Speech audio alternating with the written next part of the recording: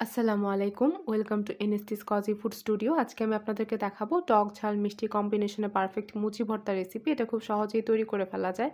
এরকম আরও অনেক রেসিপি পেতে আপনারা আমার চ্যানেলটিকে সাবস্ক্রাইব করুন। তো এবার চলুন দেরি না করে এই রেসিপিটি দেখে নেওয়া যাক। আমি এখানে নিয়ে নিয়েছি মুচি। আপনারা কচি টাইপের মুচি নেওয়ার চেষ্টা করবেন। কচি বা কড়া টাইপের মুচিগুলো নিলে ভর্তাটা খেতে অনেক ভালো লাগে। এগুলোকে এখন আমি ভালোভাবে ধুয়ে নিব। ধুয়ে গ্রেটারের সাহায্যে আমি গ্রেট করে নিয়েছি। গ্রেটারের যে ছোট অংশটা থাকে যেটা দিয়ে গ্রেট করা হয়, এটা দিয়ে এটাকে গ্রেট করার চেষ্টা করবেন।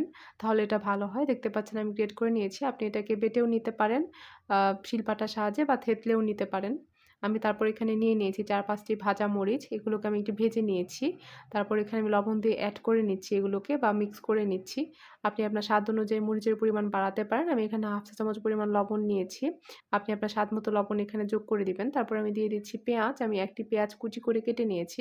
এবার সবগুলোকে মিক্স করে নিচ্ছি। এখন আমি এখানে যোগ করব তেঁতুল। তেঁতুলটা যার স্বাদ অনুযায়ী আপনি টক বেশি খেতে চাইলে তেঁতুলের পরিমাণটা আরেকটু বাড়িয়ে দিবেন।